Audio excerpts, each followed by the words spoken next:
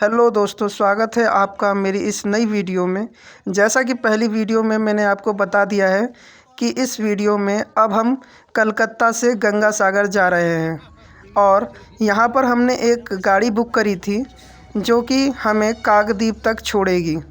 काकद्वीप एक वो स्थान है जहाँ से हमें स्टीमर मिलती है जिससे हम गंगा सागर पहुँचते हैं। ये वह जगह थी जहां हमने रूम ले रखा था, यानी कि पायलन से एक आदमी पे करीबन 800 रुपये पड़ा था, जो कि हमें काकद्वीप तक छोड़ती है। इसमें हमें वो काकद्वीप तक पहुंचाएगा और फिर वो काकद्वीप से वापस हमको पायलन तक पहुंचाएगा। गंगा सागर की हमारी ये पहली यात्रा थी। हमें नहीं पता था कि आगे क्या है और क्या होने वाला है।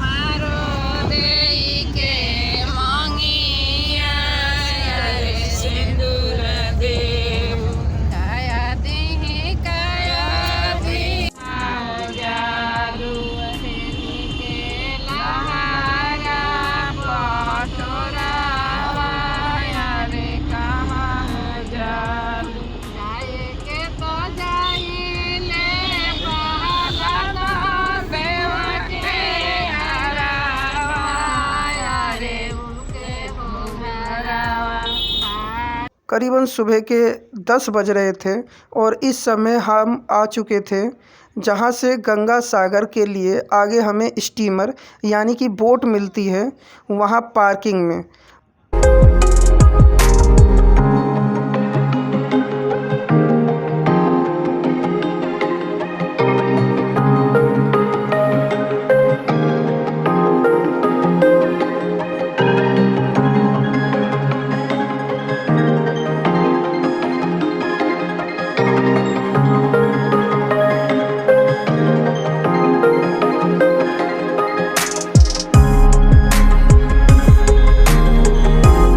जिस दिन हम वहाँ पर पहुँचे यानी कि 13 जनवरी 2024 को, तो वहाँ पर बहुत भीड़ थी।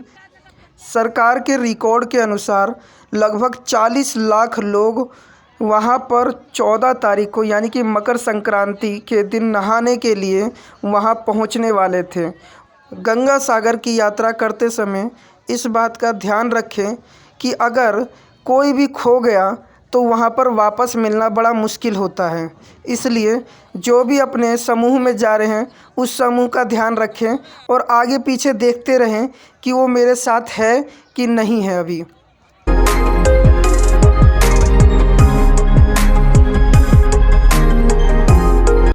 मकर संक्रांति के स्नान के लिए गंगा सागर आए हुए श्रद्धालु इतने लोग थे कि उनको सही तरीके से व्यवस्थित करना बहुत ही मुश्किल था।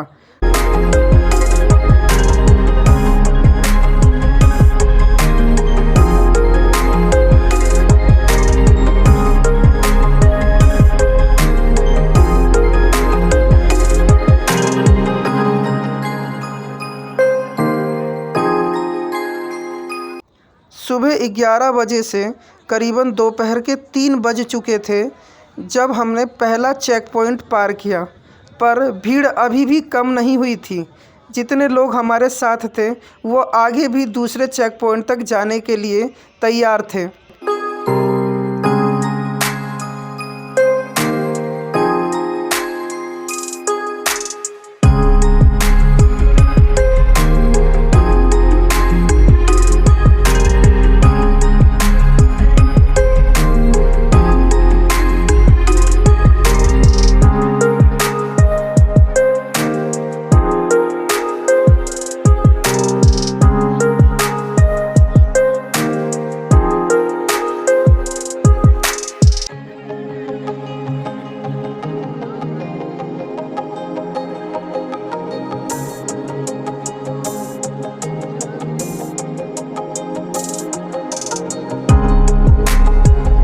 सुबह 11 बजे से लगे और रात के करीबन 8 बज चुके थे जब हम काकद्वीप बोट हाउस तक पहुँचे, जहाँ से हमें स्टीमर यानी कि बोट मिल रही थी कुचुबेरिया तक जाने के लिए। कुचुबेरिया वह स्थान है जहाँ से गंगा सागर के लिए हमें बस मिलती है।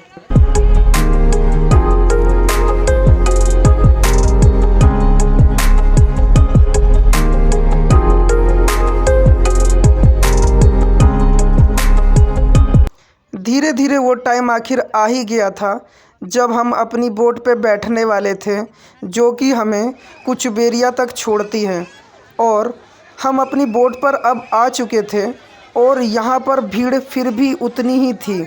देखिए इस बोट का नज़ारा, इस बोट पे कितने लोग जाने वाले हैं।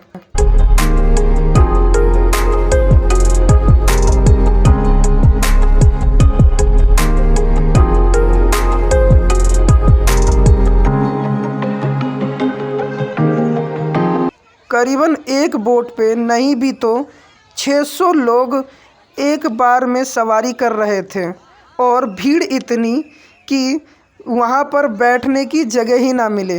अब हमारी बोट चलने के लिए तैयार थी, जो कि हमें कुचबेरिया तक छोड़ेगी।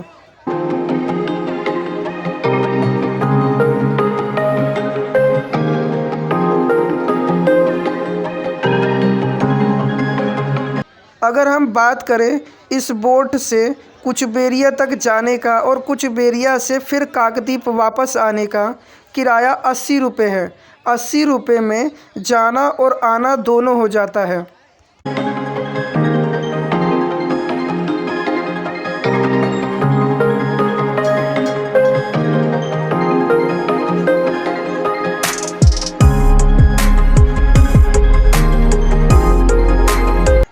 अब हमारी बोट चलने के लिए तैयार थी और सिग्नल हो चुका था।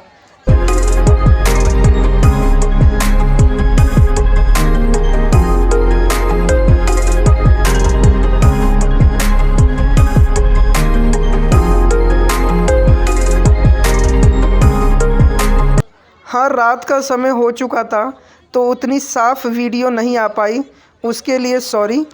पर फिर भी कोशिश हमने पूरी करी कि आपको सही तरीके से पूरी चीज़ें बता पाएँ।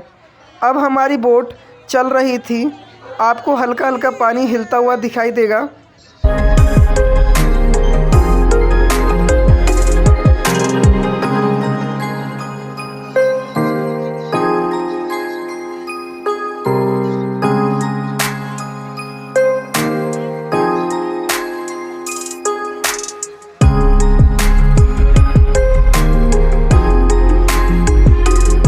ये देखिए इस बोट पे चढ़ने वाले लोगों की संख्या, इतनी भीड़ थी कि बैठने के लिए कोई जगह ही नहीं थी। यहाँ पर इतना सुंदर लग रहा था, अगल बगल में लाइटें जल रही थीं और देखने में इतना बढ़िया लग रहा था कि मानो जैसे स्वर्ग में ही आ गए हों।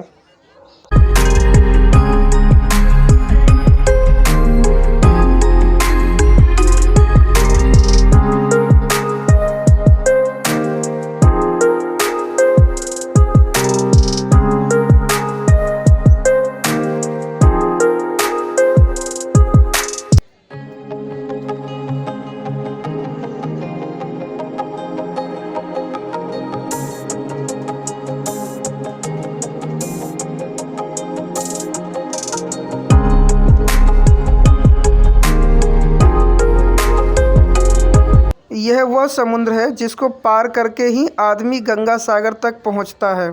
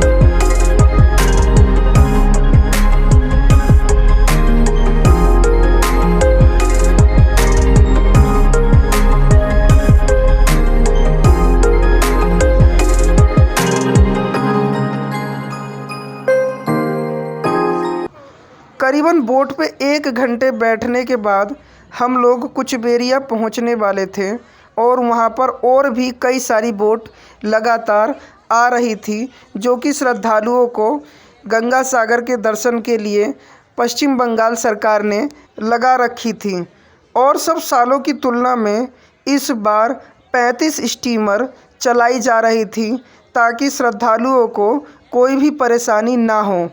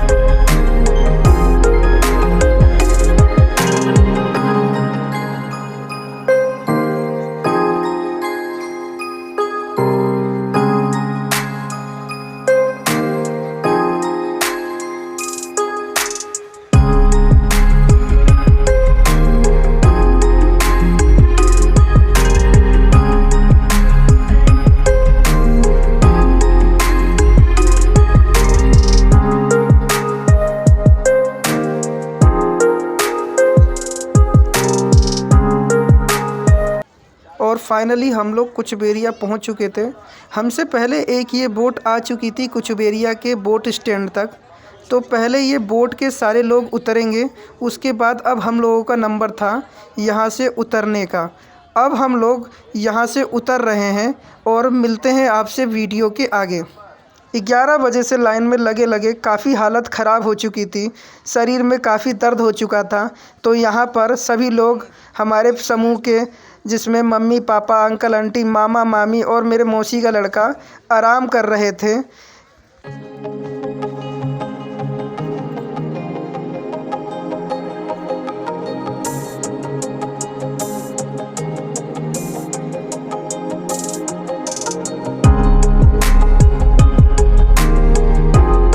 रात के करीबन 9:30 बज चुके थे और हम लोग आ चुके थे कुचबेरिया के बस स्टैंड। कुचबेरिया पहुंचने के बाद भी भीड़ कहीं कम नहीं हुई।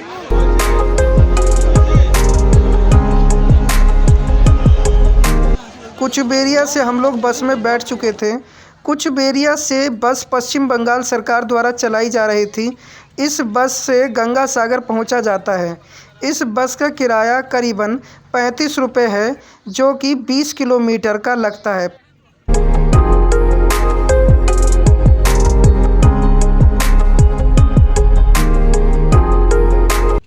एक बस स्टैंड पर आती है, खाली होती है और फिर उसके तुरंत बाद ही वो भर जाती है, क्योंकि लगातार श्रद्धालु कुचबेरिया से गंगा सागर और गंगा सागर से वापस वो काकद्वीप पहुंचने में लगे रहते हैं।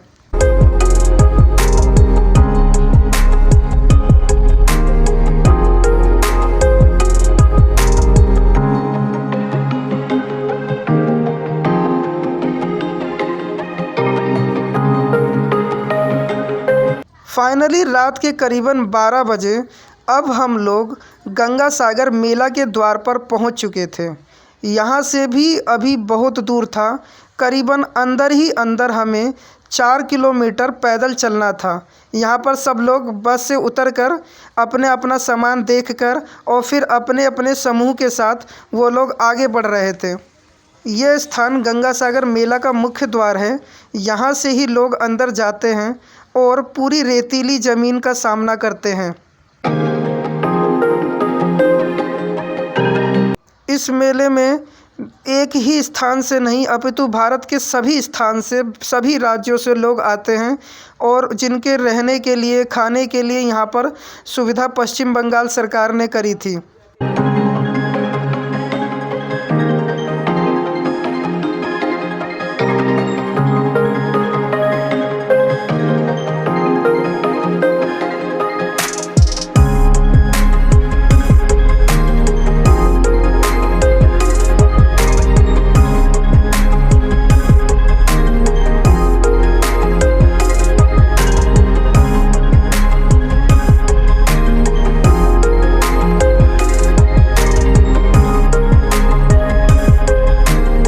रात के करीबन 1 बजे अब हम गंगा सागर मेला में मुख्य स्थान पर पहुंच चुके थे। यहाँ से गंगा जी और सागर जहाँ पर मिलन होते हैं वो मुश्किल से 1 किलोमीटर था। सुबह के करीबन 5 बजे ही स्नान करना था, तो हम लोग कुछ दूर पहले ही वहाँ पर रुक चुके थे। फिर सुबह उठकर हम लोग गंगा जी के मुख्य द्वार पर पहुँच गए, जहाँ पर गंगा जी सागर में आकर विलय होती हैं।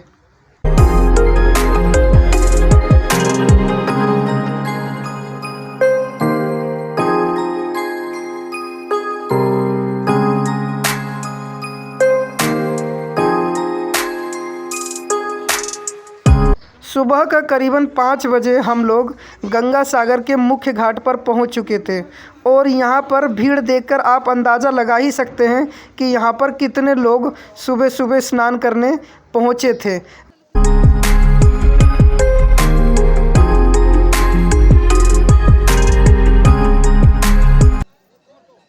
मकर संक्रांति वाले दिन जो श्रद्धालु यहाँ पर स्नान करने आते हैं उनको कहा जाता है कि सभी तीर्थों का फल एक ही तीर्थ यानी कि एक ही धाम पर आने से मिल जाता है, जो कि गंगा सागर है।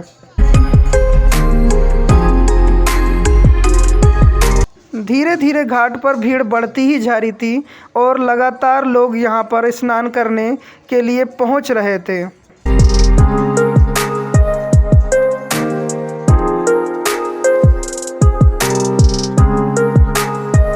सुबह 5 बजे घाट पर अंधेरा काफ़ी था, इस वजह से वीडियो सही तरीके से नहीं आ पाई है और वीडियो में अधिकतर हिस्सा काला काला ही दिखाई दे रहा है।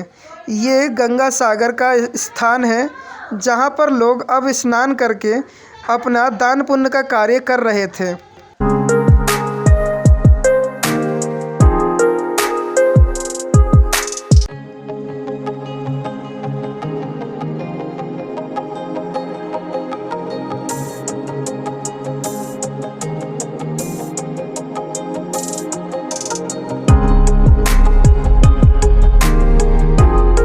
घर वाले जा चुके थे नहाने, तो हम लोगों ने सोचा कि क्यों ना खुद कुछ टाइम अपनी ही वीडियो बना ली जाए।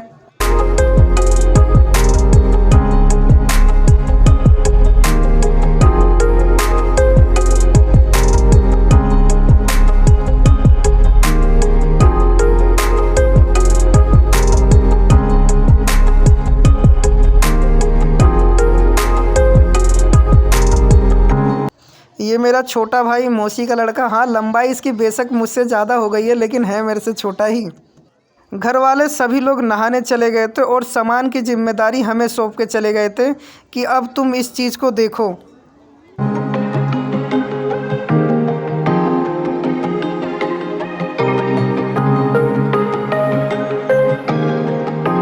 घर वालों के नहा के आने के बाद ही अब हम लोगों का भी नंबर था गंगा जी में नहाने जाने का। हम लोग काफ़ी देर से इस समय का इंतज़ार कर रहे थे और आखिरकार वो समय आ ही गया।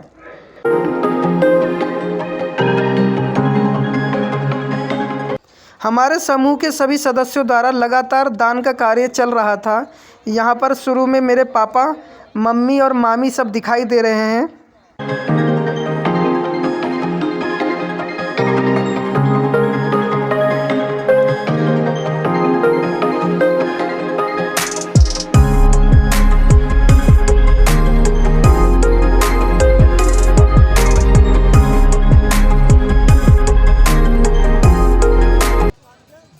इतनी ही देर में गंगा जी से मैं भी नहा आया और यहाँ पर पंडित जी हमसे बाछी छूने का संकल्प करवा रहे थे और हम लोगों ने भी दान पुण्य देने का कार्य किया। गंगा सागर आओ तो ज़रूर यहाँ पर दान पुण्य अवश्य करें, क्योंकि बार बार ये मौका व्यक्ति को वापस नहीं मिल पाता कि वो बार बार गंगा सागर आ पाए। गंगा सागर स्नान करने के बाद फिर हम लोग कपिल मुनि के मंदिर में गए, क्योंकि अगर आप स्नान कर लेते हो और वहाँ दर्शन नहीं करते हो तो यह धाम अधूरा माना जाएगा। इसलिए स्नान करने के बाद सभी श्रद्धालु गंगा सागर से कपिल मुनि आश्रम जाते हैं। वहाँ पर कपिल मुनि जी का आश्रम है और एक मंदिर भी बना हुआ है। ये वहाँ का मार्केट है। यहाँ पर प्रसाद वगैरह की सुविधाएं लोगों को प्रदान की गई है।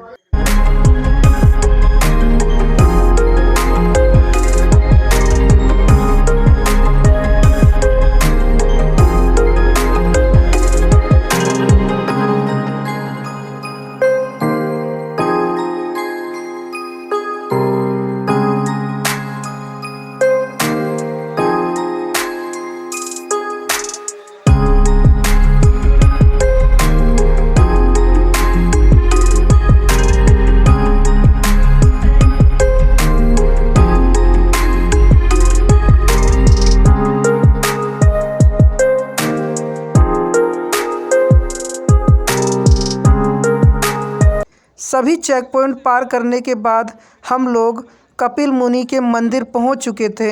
यहाँ पर गंगा देवी और कपिल मुनि जी की साथ साथ मूर्तियां रखी हुई हैं।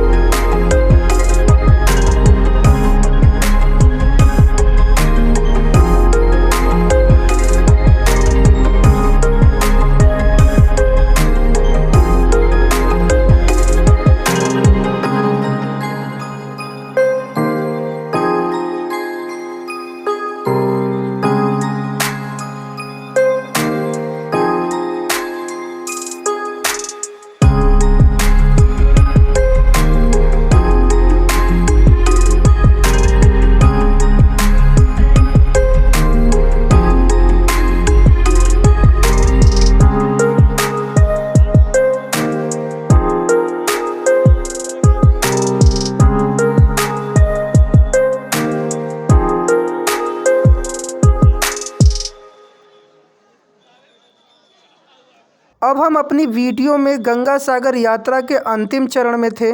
यहाँ पर दर्शन करने के बाद मन को शांति और एक सुखद एहसास प्राप्त हुआ। भगवान करे कि बार बार यहाँ पर दर्शन करने हम लोग आएँ। आप लोगों से भी निवेदन है कि अगर ज़िंदगी में एक बार मौका मिले तो ज़रूर यहाँ पर आएँ। आपको सभी तीर्थों का फल एक ही तीर्थ में मिल जाता है। इसीलिए कहा जाता है कि सारे तीर्थ बार बार और गंगा सागर एक बार। बोलो गंगा मैया की जय।